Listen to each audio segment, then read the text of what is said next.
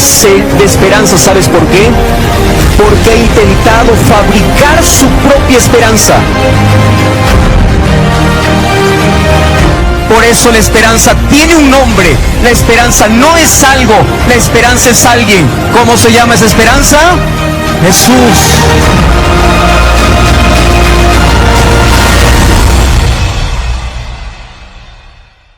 Vamos a orar en este momento. Oramos. Querido Dios, en nuestro corazón hay tanta gratitud porque después de un día de actividades, separamos este tiempo para poder reunirnos en este lugar para escuchar tu palabra. Gracias porque cuando entonamos aquella música que dice que aunque estamos en un conflicto, lucharemos a tu lado, nos da la convicción de que tenemos la victoria. Gracias por este momento de oración donde abrimos nuestro corazón para poder colocar en tus manos nuestra vida. Y hoy queremos que como hijos podamos ser abrazados por aquel Padre de amor. Tú hoy trajiste no visitas, tú has traído hijos. Y cada persona que esta noche está aquí en este lugar, viene para ser abrazado por ti. Que hoy podamos salir con el corazón lleno de esperanza, con nuestra vida llena de paz, con la convicción de que el encuentro que tenemos contigo es tan fortalecedor. Y hoy queremos una vez más abrir tu palabra, no solamente para poder descubrir la batalla que tenemos que luchar, sino para disfrutar de la victoria que Cristo ya ganó colocándose en nuestro lugar. Todos tenemos luchas, todos enfrentamos problemas. Hay tanta gente con dificultades. Probablemente hay personas aquí luchando contra una enfermedad. Que tu presencia una vez más en este lugar pueda traer la paz y la esperanza que todos necesitamos. Por eso te rogamos que tu Santo Espíritu haga el trabajo que siempre sabe hacer en nuestro corazón, traer paz, esperanza y salvación. En el nombre de Jesús. Amén. Amén. Cuánto me alegra poder saludar aquí todos ustedes y felicitaciones por participar de este encuentro. No participamos de eventos, sino de encuentros. Y es bonito poder no solamente encontrarnos con una familia espiritual, sino también con tantas personas que ya han sido tocadas por el Espíritu de Dios, personas que vienen estudiando la Biblia, personas que son invitadas. Y el hecho de que estén aquí no es casualidad, Dios tiene un propósito. Y hemos venido aquí para poder saborear y disfrutar, no de la guerra, sino de la victoria. Porque si bien es cierto, todos estamos inmersos en un conflicto, y el título de esta semana es La Última Batalla. Estamos revisando en la Biblia dónde comenzó esa batalla. Hoy vamos a ver otra batalla registrada en la Biblia, pero hay algo interesante, que de todas las batallas hay un vencedor. Y aquel que se coloca del lado del vencedor ya tiene la potestad de poder saborear la victoria. No porque nosotros ganamos, sino porque alguien ya ganó en nuestro lugar. Mas nosotros todavía estamos en la lucha, en la batalla de poder aferrarnos a ese ganador. Y esta noche yo quiero compartir con ustedes una historia registrada en el primer libro de la Biblia. Y vamos a ver una batalla que allá se desarrolló en el Edén. Aquellos que siguieron la transmisión anoche, vimos que la batalla comenzó en el cielo y hoy vamos a ver una batalla en el Edén. ¿Mas en qué consistía esa batalla? Yo quiero que todos nos pongamos a pensar en un concepto muy práctico que lo encuentro en la primera página de la Biblia. Génesis capítulo 1 dice así: Dios comienza a crear todo este mundo perfecto. Primer día para la luz de las tinieblas, segundo día la expansión del cielo y la tierra. Tercer día, allí comienza a producir las plantas, toda la vegetación. Cuarto día, los animales, o cuarto día, las lumbreras. Quinto día, los animales. Y sexto día, el ser humano. ¿Qué cosa hizo el ser humano para recibir de Dios ese regalo perfecto de la creación? Nada, absolutamente nada. El ser humano no estuvo en el primer día, no estuvo en el segundo día, no estuvo en el tercero, no estuvo en el cuarto, no estuvo en el quinto, estuvo en el sexto. Cuando aparece el ser humano en el sexto día, vemos que Dios crea su imagen y semejanza, ya no con el poder de su palabra, sino hecho con las manos de Dios, creado para un propósito. Y ahora Dios le entrega este mundo, le entrega el mundo perfecto, como un regalo maravilloso para el ser humano. ¿Qué hizo el ser humano? Nada, absolutamente nada. ¿Qué se llama eso? Regalo. ¿Y cómo nosotros hemos colocado, o la Biblia cómo presenta los regalos que Dios entrega? Gracia. Porque gracia es un regalo que el ser humano recibe y que no hizo nada. No merece, pero recibe porque Dios lo da. Entonces el ser humano recibió como regalo, por gracia, el dominio, recibió el mundo perfecto, para que él pueda habitar, ser feliz y con la posibilidad de poder vivir para siempre. Pero hay un asunto interesante que necesitamos entender. La gracia, cuando es dada, necesita una respuesta. Y si nosotros entendemos eso, vamos a entender qué significa realmente gracia. Dios ofrece al ser humano de gracia todo el mundo perfecto. No hizo nada el ser humano lo recibe. Pero la respuesta de Adán ante el regalo que Dios le da, ¿en qué consistía? En una sola palabra: obediencia, respeto, amor, lealtad. Dios te da su gracia, pero la respuesta, la gracia de Dios es lealtad. Es amor, es respeto, es la evidencia de que yo recibo la gracia de Dios. Entonces Dios le dice a Adán: mira, todo está en tus manos. Yo lo he creado para ti. Solo que yo necesito que tú des evidencia que del regalo que yo te he dado hay una respuesta de amor. ¿Y cuál va a ser esa respuesta de amor? Tú vas a ser obediente a lo que yo te digo. Yo te he creado perfecto, yo te he creado con propósito, yo te he dado de gracia, pero obedéceme. Y cuando vamos a la Biblia encontramos la orden clara que Dios da para Adán en Génesis capítulo 2, versículo 16. Dice así: mandó Jehová Dios al hombre diciendo: de todo árbol del huerto podrás comer, mas del árbol de la ciencia, del bien y del mal, no comerás. Porque el día que de él comieres, ciertamente morirás. La orden de Dios es clara. La línea que Dios coloca es nítida. Dios no da órdenes ambiguas. Dios no da órdenes oscuras, clara. Y es más, Dios le da una pequeñísima prueba. ¿Mas por qué necesitaba probar allí el amor de sus hijos? Porque si ellos pasaban esta pequeñísima prueba, ellos formarían parte de la familia celestial, disfrutando la eternidad.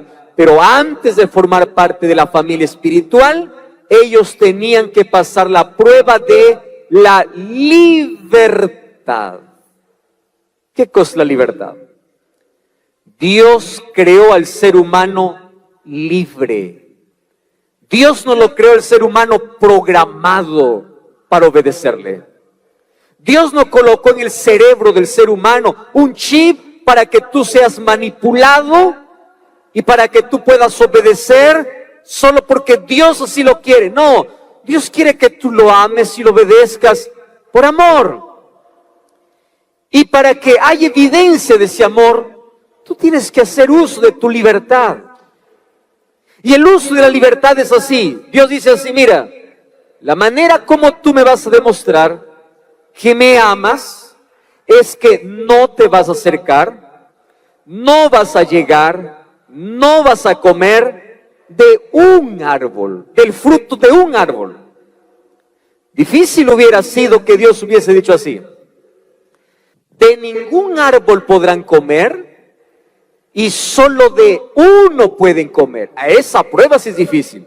Imagínense ustedes, Adán y Eva mirando todos los días todos los árboles, las frutas deliciosas, decir, no podemos comer de nada, solamente tenemos que comer todos los días de este árbol. Y eso sí es una prueba difícil. Pero la prueba era, de todo podrán comer, solo de uno no. Era prueba simple, sencilla. Y aquí viene la primera aplicación de esta historia. Por eso es que al hablar de batalla, estamos hablando de cómo el ser humano enfrenta las situaciones de la vida, incluyendo las órdenes de Dios, y él tiene que hacer uso de su voluntad para obedecer. ¿Qué cosas del ser humano? Ellos fueron advertidos así: el día que comes vas a morir. La orden es clara: no te acerques. La advertencia está dada. Pero ¿qué cosas del ser humano?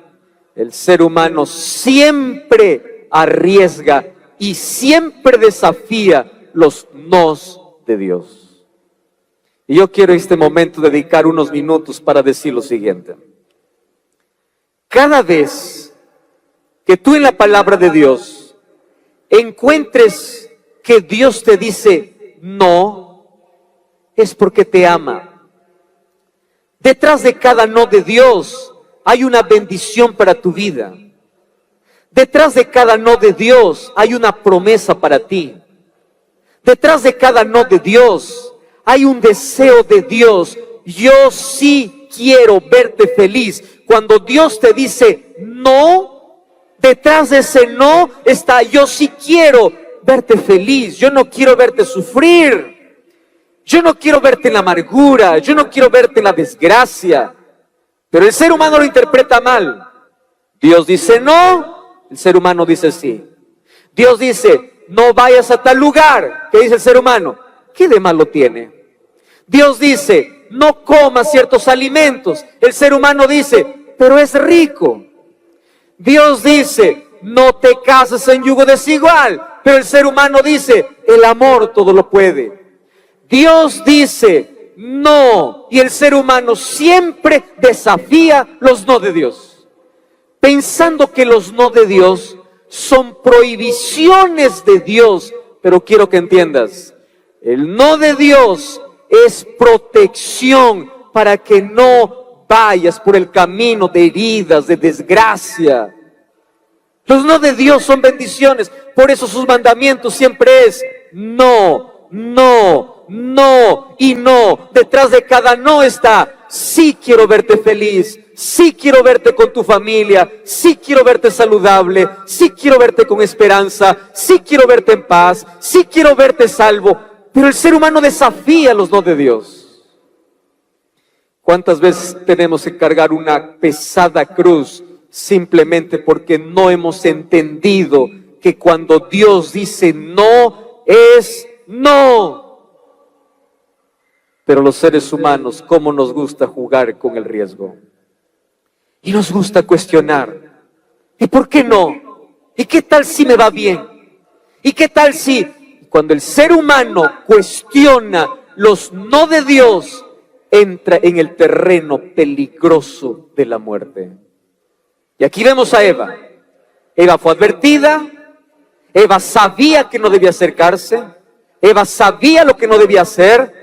Pero ella, un día, separándose de su esposo, se acerca justamente al lugar que Dios había dicho no. ¿Tú estás entendiendo eso? La Biblia te protege, la palabra de Dios te protege. Y cuando Dios te dice no, es como tú como padre, le dices a tu hijo, no metas tu dedo en el enchufe que te vas a quemar. Y el niño puede pensar así, mi papá no me ama, porque yo sí quiero experimentar, ¿por qué no me deja experimentar? Y el papá dice, no quiero que sufras. ¿Cuántas veces Dios tiene que decirnos, no tomes ese árbol, no pruebes ese licor, no vayas por ese camino, no te cases con esa persona, no tomes esa decisión? Pero el ser humano insiste e insiste y se acerca justo al lugar que Dios le dijo, no te acerques. Y ay de aquel que se acerca al terreno prohibido, porque Satanás sabe cómo atrapar y cómo destruir al ser humano. Primera cosa que quiero que entiendas, los no de Dios son para protegerte y detrás de cada no hay un yo quiero verte feliz. Número 2, Satanás, él no te tienta y él nunca te va a llevar a su terreno a jalones. ¿Me estás entendiendo? Satanás no te obliga. Tú solito te vas con tus pies. Tú solito te acercas. La curiosidad, el deseo, el querer conocer algo nuevo, el vacío que llevas dentro, el querer experimentar cosas, te vas acercando, te vas acercando, te vas acercando. Y Satanás solamente está esperando que tú te acerques. Eso es todo.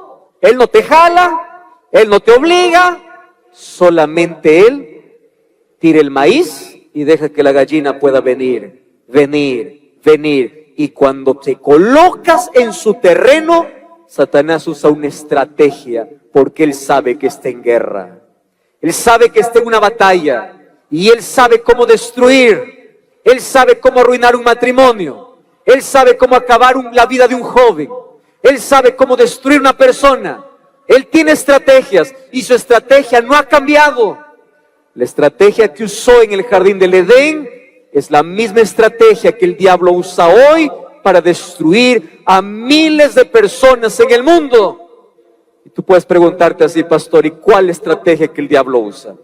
Déjame entonces hoy decirte las 4 cosas que Satanás usa para destruir al ser humano. Pero después te voy a mostrar la solución para ese problema. Y la solución siempre será Cristo. Pero antes te quiero advertir de qué cosa hace el diablo para destruir al ser humano. Número 1, Satanás siempre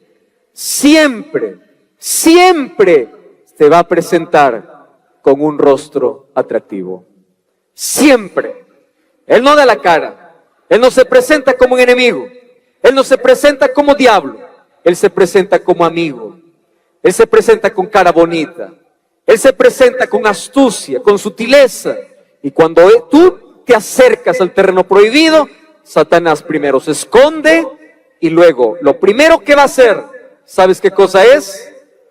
Hacer un milagro.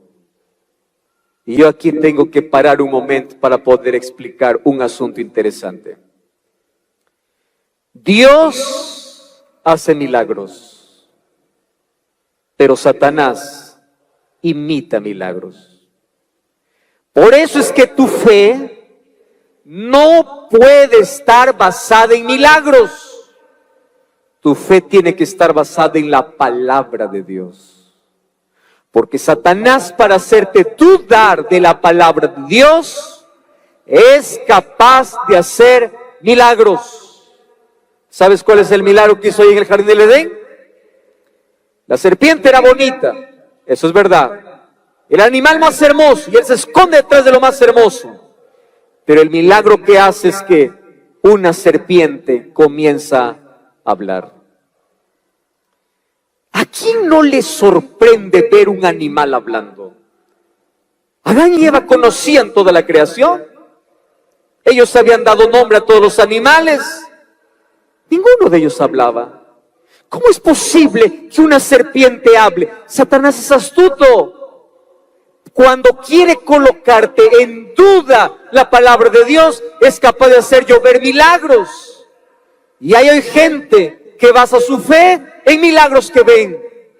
Hace algún tiempo una persona me decía: pastor, yo voy a cierto lugar porque ahí está la presencia de Dios. ¿Y por qué? Porque todos los días hay milagros. Mucho cuidado. La presencia de Dios está cuando la palabra de Dios se abre, cuando la Biblia se abre, cuando se ora, cuando se somete a Dios, no cuando hay milagros. Los milagros suceden cuando Dios quiere y como Él quiere, pero el milagro no es la evidencia de que Dios está. La serpiente estaba hablando y Dios no estaba en la serpiente. Estaba ocurriendo un milagro en el Edén y Dios no estaba haciendo ese milagro. El diablo también puede hacer milagros para hacerte desviar del camino correcto. Por eso la Biblia dice en Mateo 7, 21 al 23, muchos me dirán aquel día: Señor, en tu nombre hicimos milagros, en tu nombre echamos fuera demonios, en tu nombre hicimos tantas cosas.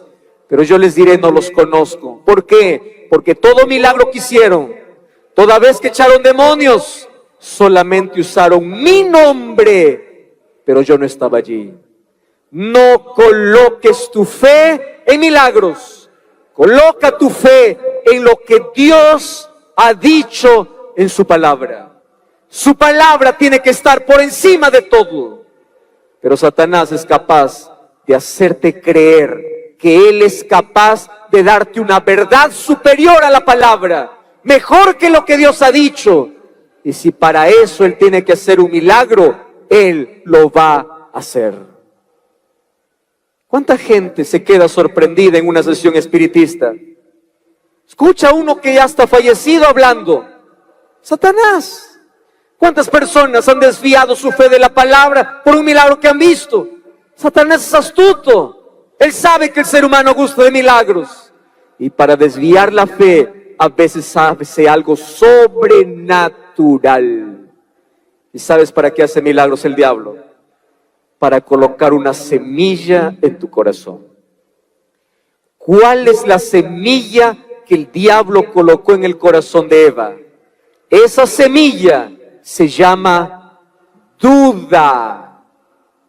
Si el diablo quiere separarte de Dios, primero tiene que hacerte dudar de Dios. Si él quiere separarte, tiene que hacerte dudar. Y mira cómo es el diablo, de astuto y manipulador. Va para Eva y le dice así: con que Dios os ha dicho que de ningún árbol pueden comer. Y allí comienza el diálogo.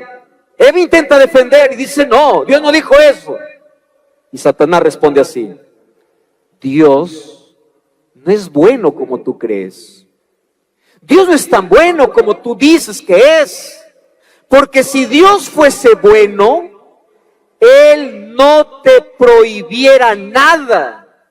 Y si te está prohibiendo que no comas de este fruto, es porque Él no quiere que tú seas como Dios. ¿Acaso no es lo mismo que hoy dice el diablo a las personas? Dios no te ama. Porque si Dios te amara, ¿por qué hay prohibiciones? Dios no te ama. Porque si Dios te amara, ¿por qué te prohíbe aquello que tanto anhelas? Aquello que tanto deseas. ¿Por qué Dios tiene que decirte no si tú lo quieres? Y el diablo intenta hacerte dudar del amor de Dios. Y Él te dice: yo te voy a presentar un camino mejor, un camino diferente, un camino de libertad, donde andas por la vida disfrutando de fiesta en fiesta. ¿Qué religión? ¿Qué iglesia? Deja eso para personas ignorantes. Yo te presento un camino de drogas alucinógenas, de sustancias, de fiesta, de placer, de libertad, sin reglas, sin prohibiciones, un camino de felicidad. Ah, mucho cuidado, porque Él nunca cumple lo que promete. A un borracho le lleva a la cantina, le lleva a un bar y le dice: vamos, allí en el bar soluciona sus problemas. Y allí va la persona, pide una caja de cerveza, 2 cajas de cerveza, toma, se ríe, llora, disfruta con los amigos, pero los amigos se van y se queda vacío.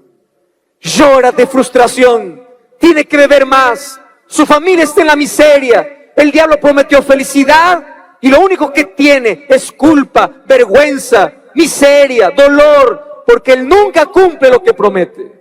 Jamás. Y ahí está el enemigo prometiendo algo que nunca iba a cumplir. Tú serás como Dios. Tú no necesitas de Dios. Y ahí viene la otra manera de que el diablo coloca duda en el corazón. ¿Sabes cuál es la segunda semilla? La duda es así. Tú puedes desobedecer y no va a pasar nada. Tranquilo. Desobedece. ¿Cuál es la consecuencia? Si Dios te ama, Él te va a perdonar. Y hay tanta gente que lucha con el pecado, que se hunde en la vida y dice, sí, pero Dios me perdona. Y continúa, pero Dios me perdona. Estrategia del diablo para seguir hundiéndote. Y ahí está Eva, dialogando con el tentador. Y aquí viene la tercera o cuarta estrategia del enemigo. Cuando Satanás quiere destruirte, siempre usará tus sentidos. ¿Cuáles son los sentidos? Ojos, olfato, oído, paladar, tacto. Mira cómo Satanás aquí usa los sentidos. ¿Qué cosa fue lo primero que Eva allí hizo cuando se acercó al terreno prohibido? Lo primero que hizo es escuchar. ¿Qué sentido usó? Oído. Luego, ¿qué cosa hizo? Dice, vio. ¿Qué sentido usó? Visión. Luego dice que ella tomó. ¿Qué sentido usó? Tacto. Y luego dice que comió. ¿Qué sentido usó? Gusto. Satanás siempre va a decirte así. Disfruta, mira, toca, escucha lo que yo te propongo. No escuches a Dios. Y hay tanta gente que coloca a sus sentidos por encima de la palabra de Dios, a sus sentimientos por encima de la palabra de Dios. Hay tanta gente que más le importa lo que siente que lo que Dios dice. ¿Cuántas veces yo converso con personas? Le digo, tú conoces el camino, sabes la decisión que debes tomar. ¿Sabes qué me dice la persona? Pastor, es que yo me siento bien aquí. No importa si está mal, yo me siento bien. Vivimos en un momento en que la gente cree más en sus sentimientos que en la palabra de Dios. Coloca su paladar por encima de la palabra de Dios, su oído para escuchar aquello que Dios no dice. Y el enemigo ha intentado llevar al ser humano por el camino del sentimentalismo, de los sentidos, donde se coloca por encima de la voluntad de Dios. ¿Por qué hoy la gente se aleja de Dios? Porque más importante es lo que toca que lo que Dios dice. Más importante es lo que mira que lo que Dios dice. Más importante es lo que escucha que aquello que Dios dice. Por eso es que hoy vivimos en un mundo de tanta tecnología, pero la tecnología ha llevado al ser humano a mirar lo que es prohibido, a escuchar lo que no debe, a hacer lo que no debe, porque coloca sus sentidos por encima de aquello que Dios dice no. Y allí llegó, en ese conflicto, en esa guerra, alguien perdió. ¿Quién perdió? Adán y Eva. ¿Y por qué perdieron? Por colocar sus sentidos por encima de la palabra de Dios. Por eso en esta noche yo te voy a decir una cosa interesante. Nunca coloques tus sentimientos por encima de lo que Dios te dice. Hay gente que dice así, pastor, yo me voy a entregar a Jesús cuando sienta que es el momento. Cuidado, los sentimientos son engañosos. Pastor, yo me voy a entregar a Jesús cuando sienta que estoy bien. Cuidado, no es lo que sientes, es lo que Dios dice, es lo que Dios pide. Dios no te pide que sientas, Dios te pide que creas. Y a veces creer tiene que colocarse por encima de aquello que nuestros sentimientos piden. Cuando cayó Adán y Eva en este conflicto en el Edén, Adán y Eva perdieron. ¿Qué cosa perdieron? Todo.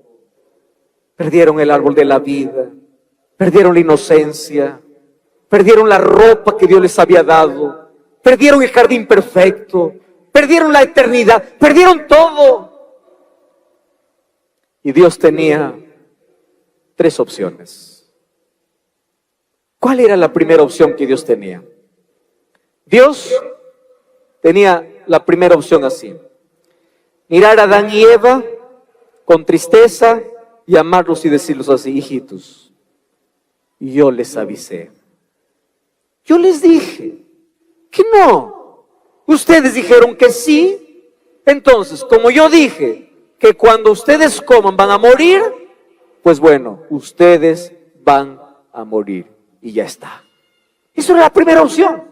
Dios hubiese dicho así: ustedes desobedecieron, ustedes pecaron, ustedes mueren. Listo, está solucionado el problema. Esa es la primera opción. ¿Cuál es la segunda opción que Dios tenía? La segunda opción que Dios tenía era decir así: yo puse una ley, y la ley decía que no tenías que comer del fruto. Entonces, para solucionar el problema, yo voy a anular la ley. Porque si anulo la ley, ya no hay ofensa, ya no hay rebelión, ya no hay pecado. Entonces, al no haber ley, se soluciona el problema. Pero así no funcionan las cosas con Dios. Porque lo que Dios dice no se altera. La ley de Dios no se anula. Por eso había una tercera opción. ¿Y cuál era la tercera opción? Ustedes pecaron y ustedes merecen morir. Pero la tercera opción es que muerte va a haber. La ley se va a cumplir. Pero en lugar de que ustedes mueran, yo voy a morir por ustedes. Esa se llama el plan de salvación, que finalmente se resume en una sola palabra. ¿Qué palabra? Sustitución. Dios se colocó en el terreno de la muerte donde yo tenía que pasar. Dios sufrió el castigo que yo merecía pagar. Él pagó la culpa que yo merecía. Su ley no fue anulada. Adán y Eva no pagaron las consecuencias finales del pecado. Y vino Jesús y les devolvió la esperanza. ¿Y cuál es la esperanza? Allí en el capítulo 3, es interesante lo que dice allí en el versículo, capítulo 3, allí en el versículo 22, versículo 21, dice así: y Jehová Dios hizo al hombre y a su mujer túnicas de pieles y los vistió. ¿Qué cosa está diciendo aquí el texto bíblico? Adán y Eva merecían morir. Y ese día sí hubo muerte en el Edén. Pero no murieron Adán y Eva. Murió un cordero o dos corderos en el lugar del pecador. Dos inocentes animales. Y mientras eran degollados esos dos corderos, Adán y Eva entendieron lo grave de su transgresión. Porque aquellos corderos representaría a Jesús tomando su lugar, tomando su vergüenza, tomando su miseria, tomando su tragedia, tomando su pecado, para decir: tú mereces morir, pero yo lo voy a hacer por ti. Ese es el plan de salvación.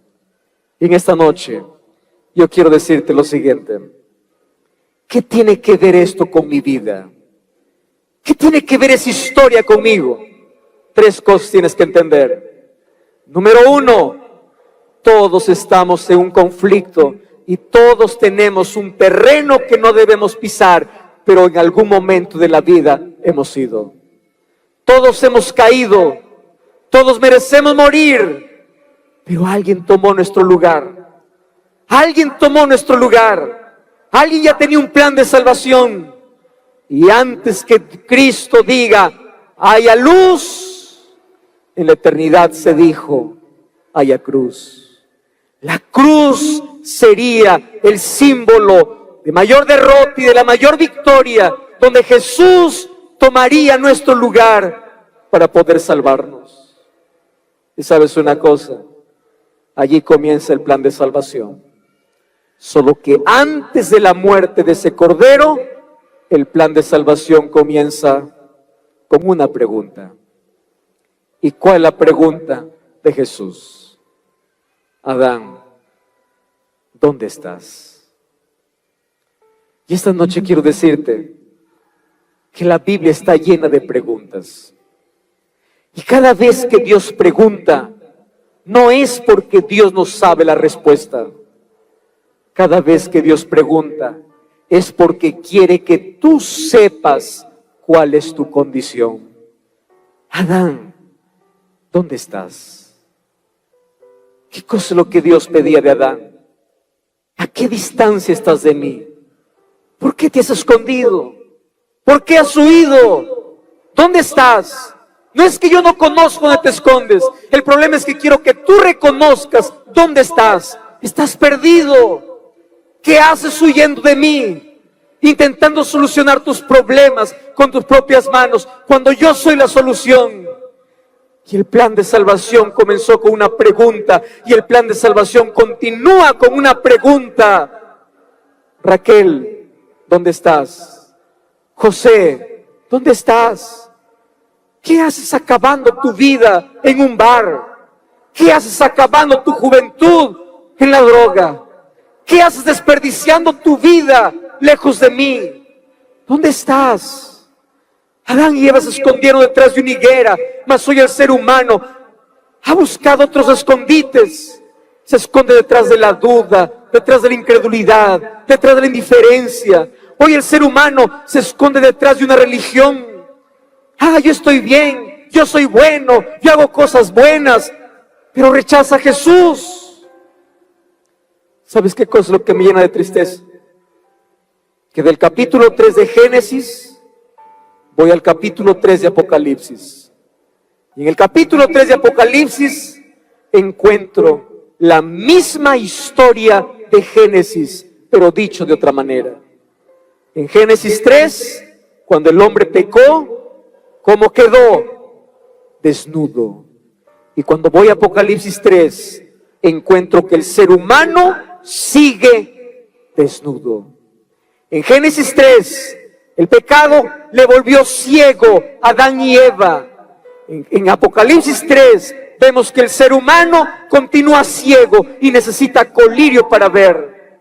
En Génesis 3 vemos que el ser humano vendió todo lo que tenía por un poco de placer. En Apocalipsis 3 Dios le recomienda al ser humano que compre oro, que significa la fe y el amor. ¿Qué cosas? ¿Cuál es el problema? El problema sigue, pero la solución es la misma. ¿Cuál es la solución? Para Adán y Eva la solución era Jesús, era el Cordero que murió en su lugar. Y el problema que está en Apocalipsis 3, la solución es Jesús, solo que Jesús está fuera de la puerta del corazón. Por eso Apocalipsis 3:20 concluye diciendo, he aquí yo estoy a la puerta y llamo. Y hay tanta gente que se esconde detrás de una puerta, de la puerta de la duda, de la puerta de indiferencia, de la puerta de incredulidad. Jesús sigue llamando, yo estoy.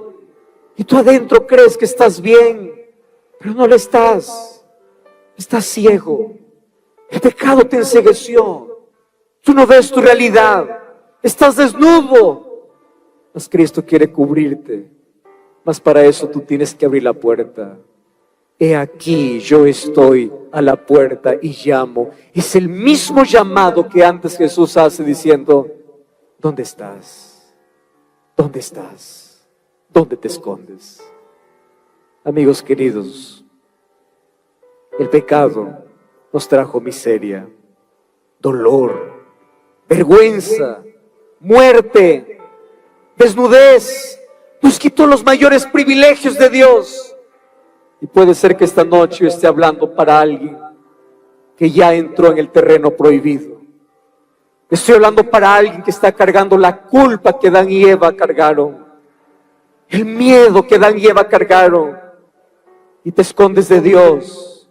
Te estás escondiendo en un bar, te estás escondiendo detrás de un cigarrillo, te estás escondiendo detrás de una fiesta, te estás escondiendo detrás de algo que la vida te ofrece para intentar solucionar tu problema. Mas en el nombre de Dios te digo, la solución para tu problema no está en una sustancia, no está en un cigarrillo, no está en una fiesta. La solución para tu problema está en el Cordero, y ese Cordero es Jesucristo, a quien tú tienes que aceptar. Solo Él te puede llenar, solo Él te puede cubrir, solo Él te puede salvar. Deja de estar cargando tu culpa, tu vergüenza, tu miseria. Puede ser que hayas caído en el pecado, pero la gracia de Dios te restaura. La gracia de Dios te levanta. Y hoy, por la gracia de Dios, puedes volver a casa totalmente restaurado. No importa cuán bajo hayas caído, o no importa cuán lejos hayas ido, la gracia de Dios es mayor que tu pecado. No importa la herida que tengas, solo no rechaces la medicina que Dios te da. Porque finalmente la salvación no depende de lo que tú das para Dios, sino lo que Dios te ofrece para ti. Y esta noche Dios te ofrece la misma solución que dio para Adán y Eva, hoy te ofrece para tu vida. ¿Sabes qué cosa te ofrece Dios? Cubrir tu vida. No con hojas de higuera, sino con pieles de cordero. Hoy Jesús promete llenar tu vacío, no con placeres momentáneos, sino con su preciosa sangre. Hoy Jesús promete liberarte de la culpa, no con sustancias del mundo, sino con su poder. Hoy Jesús puede restaurar tu vida, mas hoy tú necesitas responder a la voz de Jesús que te dice: ¿dónde estás? ¿Dónde estás? Deja de esconderte de Dios y comienza a recibir por su gracia aquello que Dios tiene para ofrecerte hoy. Por eso, en el nombre de Jesús, en esta noche, yo te voy a hacer una invitación. Y esta invitación es para ti, que ya cruzaste la línea de lo prohibido, que ya cometiste errores en la vida, que ya probaste el fracaso. Ya sabes que es la derrota, ya andaste en la miseria, ya te sientes desnudo y vacío por dentro. La voz de Jesús esta noche nuevamente se deja escuchar allí donde tú estás sentado y te dice: ¿dónde estás? ¿Dónde estás, José Luis? ¿Dónde está Roberto? ¿Dónde estás, Ana? ¿Dónde está Raquel? ¿Dónde estás, Juan? Deja de esconderte y ven, porque yo tengo la solución para tu problema. Yo quiero cubrirte con mi gracia. Yo quiero salvarte. Deja de esconderte. Y si esta noche tú quieres decirle: Señor, aquí estoy. Vengo con mi pasado. Vengo con mi culpa. Vengo con la vergüenza de mis errores. Esta noche, si tú dices: aquí estoy, Dios estará listo para cubrirte de su gracia.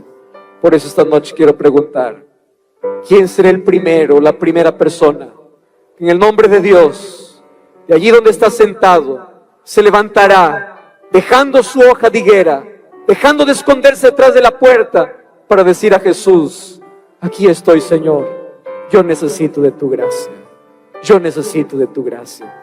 ¿Dónde está el primero que esta noche quiere aceptar esa gracia que Jesús ofrece? Ven aquí, Dios te bendiga, Dios te bendiga. ¿Dónde estás? José, Rodrigo, Raquel, María, Elena, Juan, Pablo, Luis. ¿Dónde estás? Ven, Esta es la noche donde tú puedes salir de aquí cubierto por la gracia de Jesús. Nadie se perderá por los pecados que haya cometido. El mundo se perderá porque habiendo encontrado la solución, rechazó la solución. Habiendo encontrado a Jesús, rechazó a Jesús. No permitas que el pecado siga hundiéndote en la vida. No permitas que la culpa siga acabando con tu vida. Ven esta noche en el nombre de Jesús. Pero ven, tú que estás allí arriba, tú que estás aquí en el centro, tú que estás aquí al otro lado. Ven, aproxímate. Voy a pedir que por favor vengan un poquito más adelante. Vengan ustedes aquí porque vamos a esperar a más personas. Jesús quiere darte una nueva vestidura. Jesús quiere abrir los ojos para que puedas ver un futuro diferente. Jesús quiere cargar la culpa que te está aplastando, la enfermedad que te está destruyendo, el dolor que te está acabando. Es el mayor milagro que quiere hacer en ti, es transformar tu corazón, es cambiar tu vida, es transformar tu historia. Pero no te escondas, no te quedes con la indiferencia, no te escondas detrás de un árbol, detrás de una religión, detrás de tus obras de bondad. No te escondas detrás de lo efímero, no te escondas detrás de lo que este mundo ofrece. Ven a Jesús esta noche. Ven de donde estás. Qué lindo es poder ver aquí un grupo de personas aceptando a ese maravilloso Jesús. Mas esta noche quiero llamar una vez más a aquel que todavía está sentado. Ya probaste muchas cosas en la vida. Ya hiciste tantas cosas que destruyeron tu vida. Es el momento de cambiar nuestra historia. Es el momento de correr a Jesús. Es el momento de parar de huir para poder refugiarnos en los brazos de Cristo. Por eso no te quedes allí. Con todo el amor del cielo, yo te invito a aceptar a ese Jesús que hoy te ofrece salvación. A ese Dios que hoy te promete una nueva vida. A ese Cristo que hoy quiere caminar contigo y quiere mostrarte un camino de victorias después de tantas derrotas que has tenido en la vida. Ven, este es el lugar de victoria. Este es el lugar donde comienzan nuestras mayores victorias de la vida. Desde el momento que nos aproximamos a Jesús, dejando nuestra indiferencia, dejando nuestro árbol o nuestra puerta para permitir que Jesús entre. Si tú todavía estás ahí luchando, ven esta noche que yo quiero orar por ti. Mas yo quiero hablar para este lindo grupo que está aquí esta noche. Queridos, Dios los trajo a este lugar porque Él quiere ofrecerles su gracia. Todos tenemos una historia que contar en la vida. Todos tenemos un pasado del cual probablemente nos avergonzamos. Todos cargamos algo que nos destruye. Mas esta noche, por la gracia de Dios, vamos a dejar todo en las manos de Dios. Esta noche vamos a salir con paz en el corazón. Esta noche vamos a salir con la seguridad de que Dios tiene el control de la vida y que somos cubiertos por su gracia.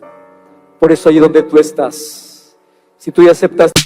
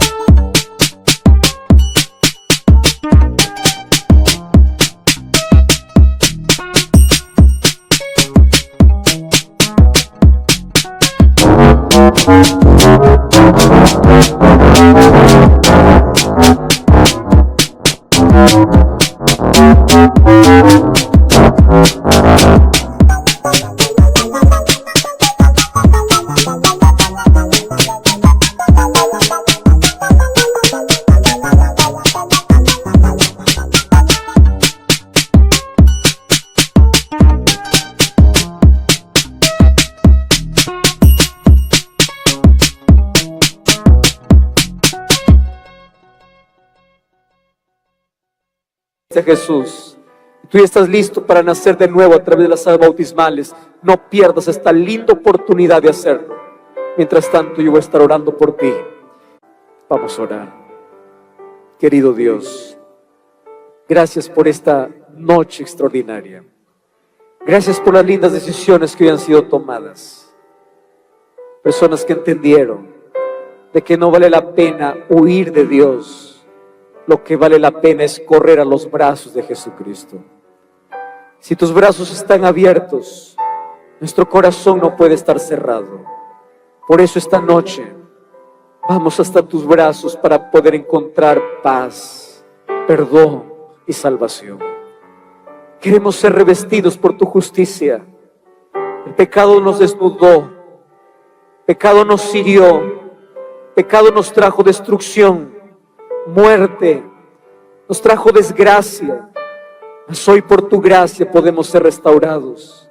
Por eso queremos que el Cordero de Dios, que Jesucristo pueda entrar en nuestro corazón, pueda ser el Rey de nuestra vida, y a partir de hoy podamos comenzar una nueva historia y una nueva vida tomado de tu mano, para poder saborear las victorias que hace tiempo nunca lo saboreamos, porque simplemente andamos solos por la vida.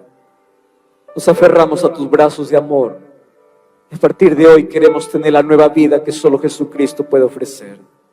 Perdona nuestros pecados, coloca paz en nuestro corazón y permite que la decisión que hoy se está tomando pueda ser evidenciado a través del nuevo nacimiento, que es a través del bautismo. Por eso danos tu paz, tu perdón, tu gracia,